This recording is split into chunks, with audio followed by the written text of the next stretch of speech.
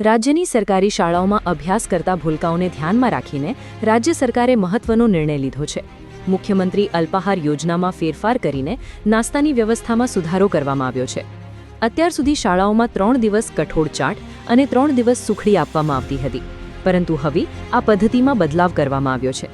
સુખડી માટે મર્યાદિત બજેટ અને ગુણવત્તા સંબંધિત પ્રશ્નો ઊભા થતા મિડ ડે મીલ સંગઠન દ્વારા સરકાર સમક્ષ રજૂઆત કરવામાં આવી હતી, જેને ધ્યાનમાં રાખીને આ નિર્ણય લેવાયો છે।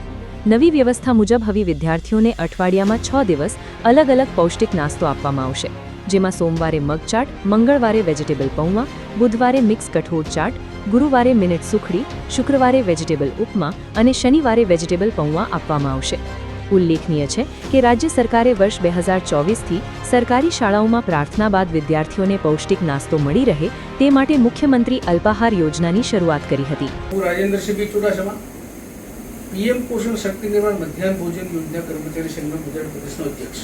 अच्छा, આ એક ફેરફાર કરવામાં આવે છે જે સરકારી શાળાઓમાં અલ્પાહાર યોજના હતી, એ યોજના શું છે અને એમાં એક ફેરફાર શેના માટે કરવામાં આવ્યો છે, રીઝન શું છે? બિલકુલ, આપ જાણો છો ગુજરાત એકમાત્ર એવું રાજ્ય હતું 1984માં જ્યાં મધ્યાહન ભોજન યોજનાનો અમલ થયો હતો। ક્રમશઃ 2022માં આ યોજનાનું નામ બદલાઈને પીએમ પોષણ શક્તિ નિર્માણ યોજના રાખવામાં આવ્યું હતું અને નામ ચેન્જ થયું છે, પણ ઘણા બધા ઘટકો જઈને એ છે। એ પૈકી ગુજરાત એકમાત્ર એવું રાજ્ય હતું જેમાં ડિસેમ્બર 2024થી રાજ્યના મુખ્યમંત્રીશ્રીએ ગુજરાતના 40 લાખ જેટલા બાળકો અને પોષણનું ધ્યાન રાખી અને મુખ્યમંત્રી અલ્પાહાર યોજનાનું લોન્ચિંગ કર્યું।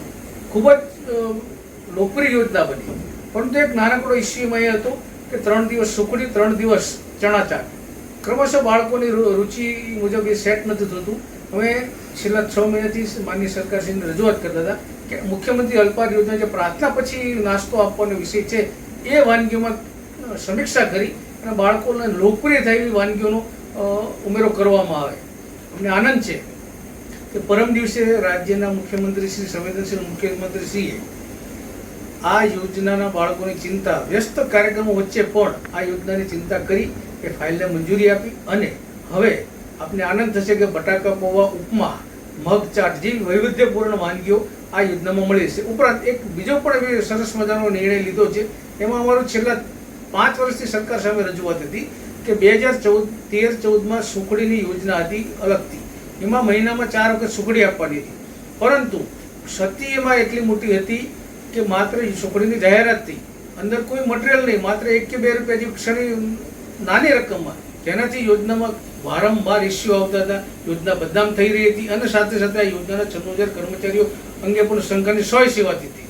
ત્યારે માનનીય મુખ્યમંત્રી શ્રી, શિક્ષણ મંત્રી શ્રી બંને સાથે અવારનવાર બેઠકો કરી અને એ સુખડીને વિરામ આપવામાં આવે અથવા તો એમાં કંઈક જુદું ફેરફાર કરવામાં આવે, પણ હાલ અમને મળતા સમાચાર મુજબ 2013માં જે સુખડી હતી એને વિરામ આપવામાં આવ્યો છે। આશા રાખી કે આ સુખડીમાં કંઈક ને કંઈક નવો સુધારો સાથે નવી વાનગીઓ પણ આવી શકે છે।